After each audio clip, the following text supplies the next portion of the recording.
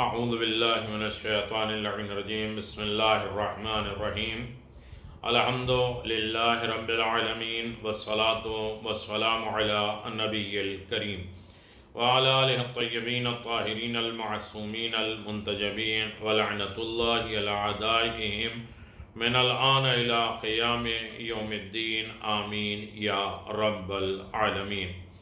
اما بعد فقد قال اللہ تبارک و تعالی فی قرآن مجید بسم اللہ الرحمن الرحیم یا ایہا الذین آمنوا استعینوا بالصبر والصلاة وقال ایضا ان اللہ اصطفى وزادہ بسطة فی العلم والجسم صدق اللہ العلی العظیم وصدق رسولہ النبی الکریم. سامعین گرامی قدر، حیات جناب ابو الفضل عباس پہ گفتگو جاری و ساری ہے. جناب ابو الفضل عباس کے نسل، خاندان، قبیلہ، قوم اور آپ کے اسماء گرامی، آپ کے صفات، آپ کے تمام کمالات، خاندانی اعتبار سے زیارت روضہ اور زیارت کے بعد نماز بوسہ، حرم جناب ابو الفضل عباس کی گفتگو ہو رہی تھی کہ عباس ابن عبد المطلب کی قبر پر بھی حرم تھا، اور جس میں حضرت امام حسن، امام زین العابدین، امام محمد باقر اور حضرت امام صادق علیہ السلام دفن ہے. پہلی اور دوسری صدی میں قبر عباس ابن عبد المطلب پر قبا تھا. خطیب بغدادی حالات حضرت امام موسیٰ کاظم علیہ السلام میں لکھتے ہیں کہ آپ کو قریش کے قبرستان کے قبا سے باہر دفن کیا گیا، جہاں آپ کی قبر مشہور اور زیارت گاہ بنی ہوئی ہے. خطیب بغداد کے بیان سے یہ پتہ چلتا ہے کہ قریش کے قبرستان پر بھی قبا موجود تھا. ان شواہد سے پتہ چلتا ہے کہ اس دور میں مسلمانوں کے نزدیک قبروں پر قبا بنائے جاتے تھے، اور اس زمانے کے علماء اسلام جو احادیث پیغمبر سے خبر رکھتے تھے انہوں نے ان قبروں پر اعتراض بھی نہیں کی ہے. انہی سب وجوہات سے خلفاء نے اپنے بزرگوں کی قبروں پر قبا کی تعمیر سے نہیں روکا. خود ہارون رشید نے امیر المؤمنین علی بن ابی طالب علیہ السلام کے حرم کی تعمیر کرائی، اور ان کے بیٹے مأمون نے اپنے باپ کی قبر پر بھی مقبرہ بنوایا. درحال کہ اس کے دربار میں شافعی، حنبلی اور سفیان عینیہ اور دوسرے علماء موجود تھے، اور کسی نے اس عمل پر نکتہ چینی اور اعتراض بھی نہیں کیا. جس وقت 356 میں معزز بادشاہ کا انتقال ہوا، اور تو پہلے اس کو اس کے گھر میں دفن کیا گیا. اس کے بعد جب مقبرہ قریش میں اس کی آرام گاہ تیار ہو گئی تو منتقل کر دیا گیا. اس طرح 393 ابن وسیع شاعر اس مقبرہ عالی شان میں دفن کیا گیا جو اس کے لیے آمادہ کیا گیا. ان شواہد کے بعد اس دعوے کی کوئی قیمت نہیں رہ جاتی جس میں یہ کہا جاتا ہے کہ قبروں پر قبا اور بارگاہوں کی ایجاد 5ویں صدی کی بدعت ہے. بہرحال گزشتہ واقعات نے ثابت کر دیا کہ قبروں پر عمارتوں اور قبا اور آرام گاہوں کو تعمیر کرنا ایک اسلامی عمل ہے جو شریعت کی نظر میں ممدوح بھی ہے اور مقبول بھی ہے. اس عمل میں خدا کے اولیاء، صلحاء، شہداء کے لیے زیادہ رجحان پایا جاتا ہے، چونکہ زائران جگہوں پر عبادت خدا کرتے ہیں اور خالق کو محبوب ہے. لہذا اسلام کے احکام سے باخبر علماء اعلام نے ایک زبان ہو کر یہ تاکید کی ہے کہ صاحب قبر کی تجلیل اور توقیر کی خاطر اچھے پردوں، فرش کا استعمال بھی ان حرموں میں ضروری ہے، کیونکہ شاعر الہی ہیں اور اس کی تعظیم خدا کی خوشنودی کا سبب ہے. حرم اور گنبد، ایوان وغیرہ ہمارے بعض ائمہ طاہرین علیہ السلام کے زمانے میں وجود رکھتے تھے. لہذا جب کسی زائر نے آداب زیارت دریافت کیے فرمایا تو خود امام علیہ السلام نے اس سے فرمایا کہ جب وارد ہونا تو در حرم پر کھڑے ہونا، در حرم پہ کھڑا ہونا، اور در نہ ہوتا تو امام علیہ السلام کے حدیثوں میں در گنبد، رواق وغیرہ کا ذکر کیوں کراتا؟ یہ ساری چیزیں عمارت کے وجود کا پتہ دیتی ہیں۔ حضرات ائمہ طاہرین فرماتے ہیں کہ حضرت نے حضرت امیر المؤمنین سے ارشاد فرمایا تھا کہ خدا نے اپنے مخصوص بندوں کے دلوں کو تمہارے مشتاق قرار دیا ہے، وہ تمہاری محبت میں اذیتیں ذلتیں برداشت کرتے ہیں، خدا سے تقرب اور نبی کی محبت کی وجہ سے تمہاری قبروں کی زیارت کو آتے ہیں۔ یہی وہ افراد ہیں جن کی شفاعتیں ہوں گی اور حوض کوثر پر وارد ہوں گے، اور روز قیامت بہشت میں ہماری زیارت سے مشرف ہوں گے۔ اے علی، جس نے تم اہل بیت کی زیارت کی اور قبور کو آباد رکھا، اس کی حفاظت کی، گویا اس نے بیت المقدس کی تعمیر کے وقت حضرت سلیمان کو مدد پہنچائی۔ کچھ لوگ ایسے ہوں گے جو ہم تمہارے زوار کو زانیہ سے زیادہ پست و ذلیل قرار دیں گے۔ یہ لوگ ہماری امت کے بدترین افراد ہوں گے جنہیں ہماری شفاعت نصیب نہیں ہوگی۔ حرم ائمہ طاہرین علیہ السلام کی دیواروں وغیرہ کی صفائی اور آرائش اور پختہ کاری میں بھی کوئی مذائقہ نہیں ہے۔ مرحوم صاحب جواہر نے تو فرمایا کہ قبور ائمہ اور صلحاء پر عمارتوں کی تعمیر نہ صرف ضروریات مذہب میں ہے بلکہ ضروریات دین میں بھی داخل ہے۔ جو حدیثیں قبروں کی پختہ کاری کو ناجائز قرار دیتے ہیں وہ حدیث جواز قبا سے معارض ہیں، چونکہ حدیث جواز قبا باعتبار سند اور دلالت قوی تر ہے۔ صفوان کہتے ہیں امام صادق علیہ السلام نے اپنے جد حضرت امیر المؤمنین کی زیارت فرمائی اور فضیلت زیارت کا تذکرہ فرمایا، کچھ رقم کچھ پیسے بھی عنایت فرمائے کہ حضرت کی قبر کی تعمیر مکمل کی جائے۔ یونس ابن یعقوب کہتے ہیں کہ امام موسیٰ کاظم علیہ السلام جب بغداد سے واپس ہوئے تو قید میں آپ کی بچی کا انتقال ہو چکا تھا۔ آپ نے اس جگہ آپ کو دفن کیا اور اپنے ایک قریبی شخص کو حکم دیا کہ قبر کو پختہ کر کے مضبوط بنا کے پتھر نصب کریں جس پر بچی کا نام بھی لکھا ہو، کندہ ہو۔ والد ماجدہ حضرت بقیت اللہ العظم امام حسن عسکری علیہ السلام کی زوج محترمہ حیات طیبہ میں دنیا سے رخصت ہوئیں۔ امام حسن عسکری کی زندگی میں رخصت ہو گئیں جناب نرجس خاتون، اور اسی گھر میں دفن ہوئیں۔ حضرت امام حسن عسکری نے لوح پر نام لکھا اور پتھر پہ نام لکھ کر اسے کندہ کروایا اور ان کی یاد کو باقی رکھوایا تاکہ جناب سیدہ سلام اللہ علیہا کے چاہنے والے یہ دیکھ لیں کہ نام جو ہے وہ قبروں کے نشان پختہ بنانا، قبروں کے اوپر نام لکھنا یہ جائز ہے۔ وہ جناب سیدہ کی قبر کو کس طرح ویران کر دیا، گنبد بنا تھا اسے اجاڑ دیا گیا۔ اور لکھا ہے یہ قبر مادر محمد ہے، یعنی امام زمان کی والدہ کی قبر ہے۔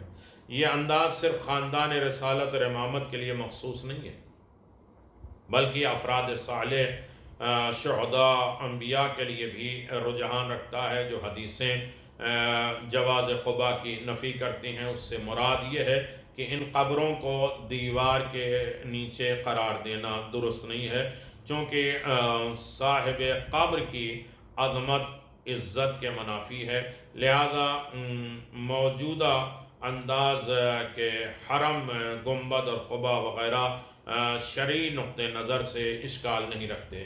فقہائے نامدار شیعہ نے اس جواز کا حکم دیا ہے جن کے اسماء گرامی یہ ہیں: سید عبد الکریم ابن طاؤس شہید اول کتاب ذکری و دروس میں ہے، محقق کرکی جامع المقاصد میں ہے، شہید ثانی روضۃ الجنان میں ہے، مقدس اردبیلی شرح ارشاد میں ہے، کتاب کافی تہذیب استفسار کمال الدین ان تمام چیزوں میں ہے، سبزواری ذخیرہ میں ہے، شیخ حر عاملی نے وسائل شیعہ میں لکھا ہے، علامہ مجلسی نے بہار اور مرات العقول میں لکھا ہے، سید اللہ اکبر اللہ اکبر جواد عاملی نے یہ لکھا ہے اللہ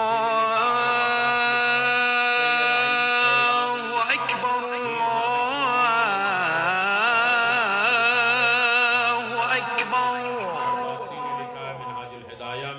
اور صاحب أشهد أن لا إله إلا الله. اس میں لکھا ہے اور یہ اعلان فرمایا ہے کہ صاحب جواہر نے اپنے نفیس مجموعہ میں، علامہ نوری نے مستدرک الوسائل الشیعہ میں لکھا ہے، حرم قمر بنی ہاشم. یہ تمام باتوں سے واضح ہو جاتی ہے کہ حضرت عباس بلا شبہ ان عظیم المرتبہ شخصیت میں ہے جن کے حرم کو بلند کیا جائے تاکہ ان میں خدا کا ذکر ہو سکے. حضرت ابو الفضل عباس نے امام حسین کے نظریات اور ان کے اغراض و مقاصد اور استمرار مضبوط بخشا اور ہمیشہ ہمیشہ کے لیے اپنے نام کو زندہ جاوید بنا دیا. آپ کے حرم کی ضرورت اس لیے بھی ہے تاکہ آپ کو دوسرے شہیدوں پر امتیاز ہو اور ان کا مقام رتبہ الگ ہو.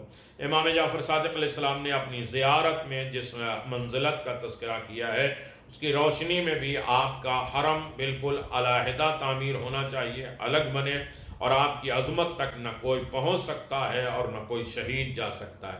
حضرت باری تعالیٰ نے حرم مطہر حضرت عباس کے تعمیر کے لیے کچھ افراد کو منتخب کیا. اللہ کی طرف سے انتخاب ہوا کہ اس انتخاب کے لیے کوئی قید و شرط نہیں رکھی. اس کار خیر میں عمراء، دولت مند کو بھی شریک رکھے، سلاطین اور مؤمنین بھی شریک رہیں. لہذا ہر دور زمانے میں خیرات کرنے والے، نیکیاں کرنے والے، پیسہ دینے والے مخیر حضرات نے اس خیر جاریہ میں حصہ لیا اور حرم قمر بنی ہاشم کو بہتر سے بہتر تعمیر کرایا. اس کے گنبد تعمیر کرایا، آسمان کی بلندیاں جس کی رفعتوں کو نہیں چھو سکیں. شاہ تحمہ طماس نے 1032 میں گنبد مطہر کی کاشتکاری کروائی، صندوق قبر پر ذریعہ مبارک لگوائی، صحن اور ایوان تعمیر کرائے، پہلے دروازے کے سامنے مہمان سرا تعمیر کرایا گیا اور ہاتھ کے بنے ہوئے قالینوں سے فرش کو مزین اور سجایا اور سنوارا گیا. 1155 میں نادر شاہ نے گراں قدر قیمت ہدیے حرم مطہر کے لیے کیے اور حرم کے آئینہ کاری کرائی اور اچھا اور تزئین کرایا. 1157 میں نادر شاہ کا وزیر مشرف ہوا تو اس نے صندوق قبر کو تبدیل کرایا اور ایوان تعمیر کرائی، روشنی کے لیے شمع آویزاں کیا جس سے حرم بقائے نور ہو گیا. اور 1216 میں جب وہابیوں نے کربلائے محلہ کو توڑا اور لوٹا تو امام حسین علیہ السلام اور جناب عباس میں جو کچھ بھی تھا اس کو بھی وہ ملعون لے گئے. اور حرم کی نئی تعمیر جدید کے لیے فتح علی شاہ نے کمر ہمت کسی اور سونے کے ٹکڑوں سے حرم امام حسین کے گنبد مبارک کو مزین کیا، سجایا اور حضرت عباس کے حرم کو کاشی اور میناکاری سے آراستہ کرایا گیا اور قبلہ کی طرف ایوان بنوائے اور نہایت نفیس لکڑی، اچھی لکڑی سے قبر کی تعویذ امام حسین بنوائی اور چاندی کی زری نصب کرائی. مجتہد اعظم شیخ مازندرانی کے حکم سے مرحوم حاج شکر اللہ نے اپنے ساری دولت، اپنا سرمایہ خرچ کر کے حضرت عباس کے حرم میں تلائی کرائی، سونے کا کام کروایا، سونے کی تختی پر سونے کے حروف میں مغربی ایوان میں اپنا نام شکر اللہ لکھوایا جو آج تک موجود ہے. یہ واقعہ 1309 ہجری کا ہے. طاقت الریحان. تو یہ تمام چیزیں جناب ابو الفضل عباس کے روضے کے متعلق ہیں کہ قبر بنانا چاہیے، قبر کو مضبوط رکھنا چاہیے، قبر کے نشان رکھنا چاہیے. اللہ نے جناب ابو الفضل عباس کے قبر کی تعمیر کے لیے الگ سے انتظام کروایا. اچھے لوگ، دولت مند، شہرت مند، دل والے مومنین اس میں حصہ لیتے رہے اور یقیناً ہر اعتبار سے جناب ابو الفضل عباس کا روضہ عالی شان رہا. اور امام نے کہا ہی تھا کہ یہ روضہ بالکل سب سے الگ ہو اور سب کی دیدار کا، شوق کا مرکز قرار دے. ہر آدمی اس کی طرف انہماک ہو اور دیکھنے جائے. دعا کرے، حاجات مانگے، طلب کرے، اور یقیناً ان کی بارگاہ سے کوئی چیز خالی نہیں جاتی ہے۔ اور یقیناً بہت سی چیزیں ہیں کہ جسے نصر الدین دولہ نے منارہ ابو الفضل عباس پر گولڈ چڑھایا، کیونکہ یہ معمار اس کام پہ تھا جو کام کر رہا تھا، اس نے سونے میں ملاوٹ کر دی اور یہ خبر فاش ہو گئی، کھل گئی، تو اس کو بغداد سے کربلا لائے، اور جب حرم میں داخل ہوا تو صحن حرم سے بے چین ہونے لگا اور چہرہ سیاہ ہو گیا اور دوسرے دن دنیا سے چلا گیا، صرف جو ہے جناب عباس کے کام میں ملاوٹ کرنے کے لیے، کہ جو مینار بن رہے تھے سونے کے، اس میں جو ہے وہ سونے میں اس نے ملاوٹ کر دی، تو اسے پکڑا گیا اور پھر حرم میں لایا گیا، اس کا دل بے چین ہونے لگا اور دوسرے دن وہ مر گیا۔ حاکم لکھنؤ نے پہلے دروازے کے سامنے والے ایوان طلا کو دوست کرایا اور سلطان عبدالحمید کے حکم سے رواق بہترین لکڑی کی چھت کے ساتھ بنوایا گیا، اور محمد صادق اصفہانی اور شیرازی نے دوبارہ گنبد کی کاشی کروائی، مینار کروائی اور اطراف حرم کے گھروں کو خرید کر صحن میں وسعت دی اور اس کی بھی کاشتکاری کرائی۔ موجودہ صحن اسی وقت کا ہے، زیادہ تر وسعت مغربی طرف تھی۔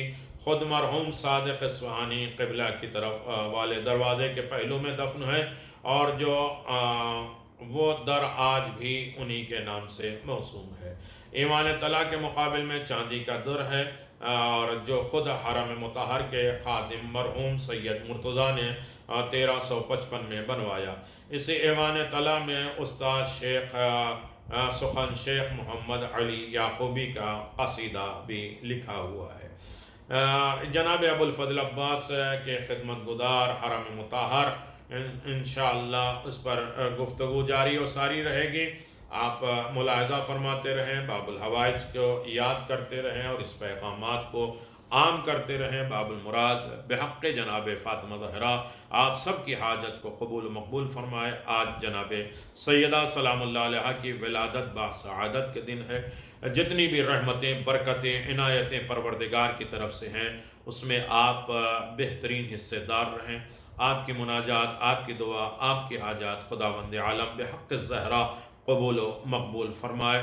وآخر دعوانا ان الحمد للہ رب العالمین وصلی اللہ علی نبی الکریم وعلی آلہ الطیبین الطاہرین۔ یہ ولادت بسعادت رسول خدا پروردگار جناب خدیجہ امیر المؤمنین، امام حسن، امام حسین، جناب زینب ام کلثوم کی خدمت میں تبریک و مبارکباد پیش کرتے ہیں، اور خاص طریقے سے جناب عباس اور امام زمان اور ائمہ معصومین کی خدمت میں، اور کل تمام شیعان جہاں کی خدمت میں پیش کرتے ہیں کہ روضہ علی عباس جتنا عالی شان بنا ہے، بحق عباس بقی میں قبر سیدہ دیکھی نہیں جاتی ہے۔ آپ کوئی سبب پیدا کریں کہ قبر سیدہ بھی عالی شان بن سکے اور لوگوں کے لیے زیارت گاہ بن سکے، آسانی سے وہ زیارت ہمیں نصیب فرما۔ وصلی اللہ علی نبی الکریم۔ اللہم صلی علی فاطمہ و ابیہا و بعلہا و بنیہا و سر المستودع فیہا علمک بہا۔